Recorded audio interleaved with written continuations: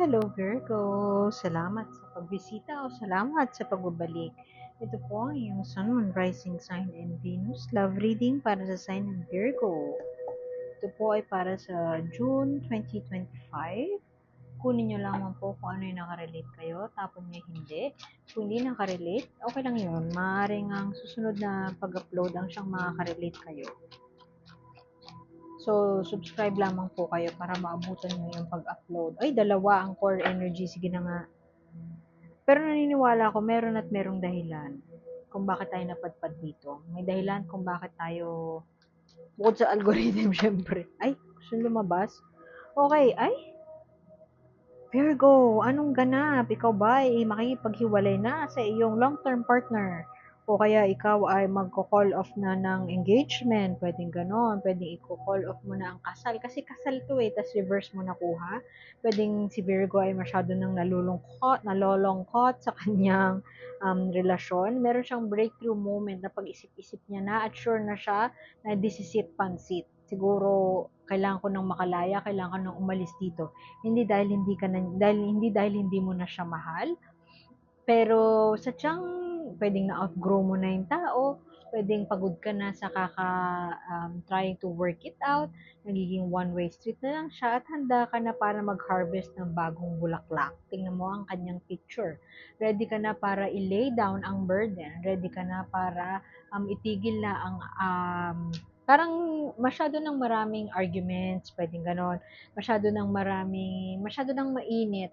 For the longest time, parang June na, nag-aaway pa rin tayo sa iisang bagay. Hindi na tayo magkasundo. So, siguro, yung may breakthrough moment na sa Virgo na pag-isip-isip niya na, kailangan ko na talagang i-call off to, o kinakailangan ko na sigurong tapusin to, kinakailangan ko na sigurong makipag-usap. The love is still there. The love will never leave. It will always be there. Ganon. Pero, we're better off as magkaibigan. Parang ganun. Parang ganun ang kwento nito. Ayan o, maglelet ko na magbabawas na, nahirapan na siya mag-juggle. Nahirapan na siya sa work-life balance. Nahirapan na siya mag-juggle. So, pwede din kasi na hindi niya siya muna makikipaghiwalay. Makikipag-usap lang siya, tatantsahin niya lang kung anong anong tingin ni partner o kaya anong opinion niya o kaya basta ready to move on na si Virgo pero parang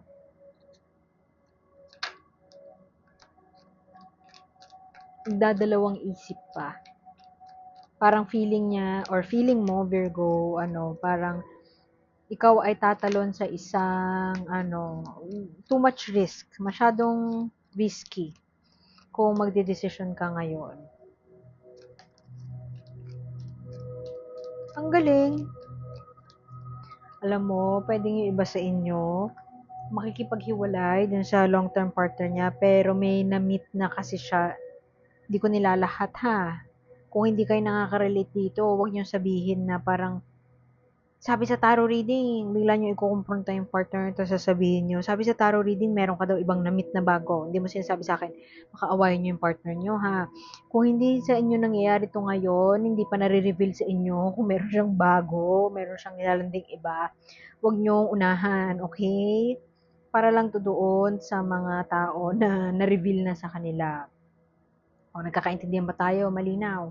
Maganda kasi nakuha mo ulit ng 4 of Wands. Kaya ako sinasabi na maaaring may nakita si Virgo na tao na tingin niya yun talaga yung bagay sa kanya. Mag-o-offer siya ng kasal doon sa tao na yon. Bago siya. Bago, hindi yung dati. Hindi siya masaya doon sa dati, papunta siya sa bago. So, merong iba sa inyo na on to a new beginning, parang ganon. Merong realization. Breakthrough moment kasi ito eh. Ano to? Gorgon Knot, si Alexander the Great, nung na-discover niya kung paano i-solve ang isang bagay. Breakthrough moment. Parang, epiphany, pwedeng ganon. Pasensya na po sa ingay kung naririnig niyo yung ingay na naririnig ko din dito. At, merong nagtatrabaho dun sa kapitbahay namin. Anyway, medyo hati si Virgo. Alam niya na kailangan niya ng mag-harvest ng Alam niya, kailangan niya na mag-harvest ng bago, no? Alam niya kung saan niya i-harvest yung bago na yon. Alam niya kung saan siya magtatanim ng magagandang bulaklak. Alam niya kung nasan yung garden na yon na hanap ng puso niya. Pero, meron pang mga bagay na hindi pa niya, na kailangan niya pang tapusin. Si Virgo ang tinutukoy ko ha, may kailangan ka pang tapusin, may kailangan ka pang tanggalin sa buhay mo, may kailangan ka pang i-resolve. At part of you being the Virgo that you are, gusto mo muna pag-isipan na mabuti, ayaw mo tumalon, ayaw mo mag-take ng leap of faith kasi nga kailangan panado ang lahat, i-overthink mo muna lahat bago ka mag-make ng decision. Andiyan ka ngayon. Pero, may isang bagay, may aspeto ng love life mo, both na hindi ka masaya, pero meron kang new beginning or nakita mo kung saan nga yung mayabong, saan yung healthy land na yon. Yun ang o-offeran mo ng marriage. Tingnan mo, celebration. So, yung Virgo naka-connect ko ngayon, maaaring, hindi niya pa sure kung paano siya aalis dun sa current relationship niya bago siya pumunta dun sa bago. Pwede din naman na walang bago, totally walang bagong tao, pero alam niya na hindi na siya masaya kung nasan siya ngayon. Yun yung breakthrough moment niya. Yun yung parang epiphany niya. Yun yung parang realization niya. Si Virgo, nakakonek ko ngayon, alam niya na meron ng mga bagay na hindi na siya masaya, na hindi na nagwo-work ng maayos ang kanyang puso. Kasi tingnan mo, yung puso ang driver ng para maging, parang kakonekta lahat. Nakakonekta sa puso. Para maging smooth ang transition o kaya smooth ang lahat ng bagay, kailangan healthy yung puso ni Virgo, no? So, sa ngayon, dahil reverse mo nakuha, maaaring hindi ka pa makapag-desisyon o kaya pagod ka pa sa kakaisip ng mga bagay-bagay, galing ka pa sa breakup, dahil mo pang iniisip, hindi pa fully handa para tumalon sa bagong relasyon. Pwedeng yung iba sa inyo, yun nga, hindi pa niya sure saan siya patungo, hindi pa niya sure kung paano siya aalis, basta alam niya lang na hindi na siya masaya. So, maaaring yung realization na yan, pwedeng this June din mangyayari yan kung hindi pa nangyayari. Yung realization ay, kailangan ko na magbawas, hindi na ako masaya, yung puso ko ay, pwede din na matagal ka ng single, yung puso ko ay parang nanigas na. I'm cold na ako sa mga, hindi ako handa makipag-date. Cold, masyadong malamig na yung puso ko, kailangan ng mapainit, ganun. Wherever you are, hindi ka satisfied, and meron kang realization to start something new, to make your own narrative, to create your own story.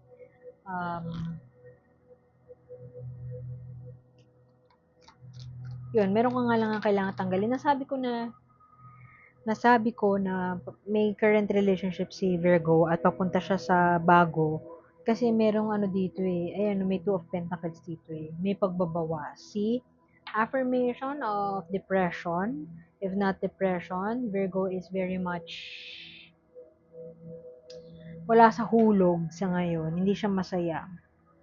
Siguro yung iba din sa inyo, hindi kayo sure kung yung relationship ba talaga yung hindi nagpapasaya sa inyo o sadyang malungkutin ka lang as a person. Pwedeng ganun eh. Pero alam mo na hindi na nagbibigay sa'yo ng kasiyahan. Yung dami ng ganap or dami ng ginagawa mo, ang dami mong ginajuggle, ang dami mong kinakailangan i-resolve. Ay.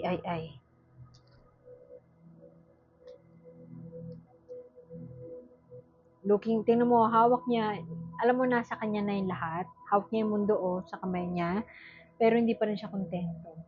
So kung nasaan ka man ngayon, Virgo, mukhang si Virgo, or kung cross-watcher ka man, mukhang si Virgo ay hindi siya happy. Kung nasan siya ngayon, meron siyang pinaplanong gawin, pero may takot pa. Pwede yung iba naman sa inyo, nagpaplano siya talagang mag-propose eh. May pinaplano si Virgo na gawin, pero natatakot pa siya. Alam niya na nandun na siya na-realize niya na nasa isang sitwasyon siya na hindi na siya masaya.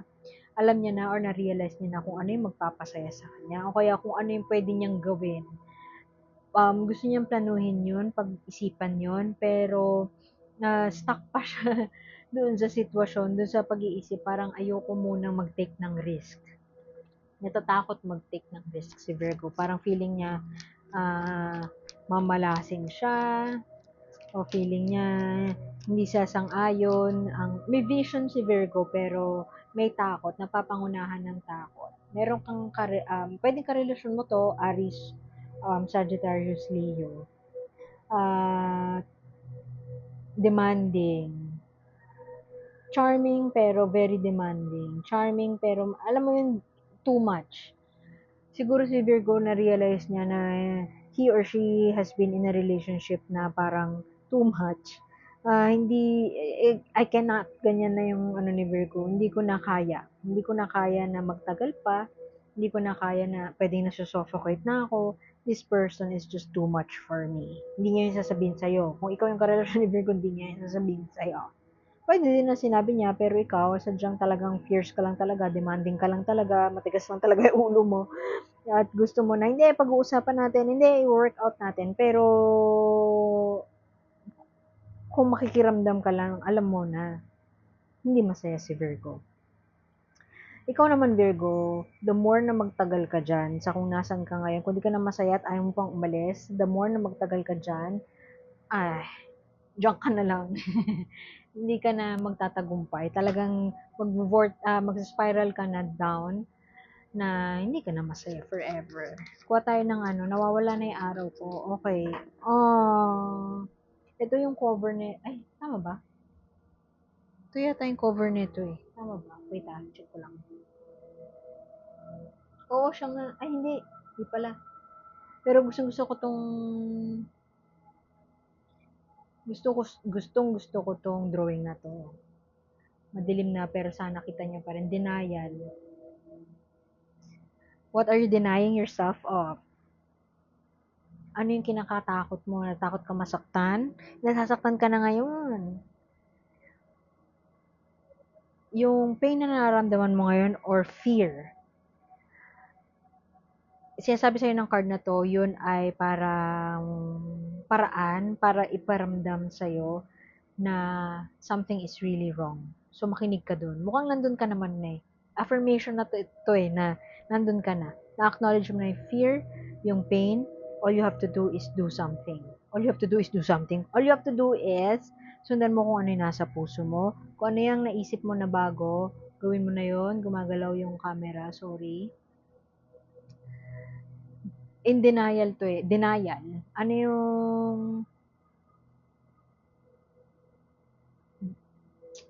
nire-restrain mo ba yung sarili mo? Dinideny mo yung sarili mo para sa happiness, sa joy, na deserve mo naman? Ito ang bagay sa'yo, Virgo. Sun, radiance. You are radiant. You are joyful. You deserve happiness. Huwag mong i-deny yun sa sarili mo. Ibigay mo yun sa sarili mo. So, deal with it. Iwan ko na yun doon. Ang bilis nun sa Virgo. So, sana makita ko ulit next time. Ako po si A at subscribe lamang po kayo para maabutan nyo yung mga next na pag-upload. So, salamat sa pagbisita. Ako po si A and see you soon. Bye!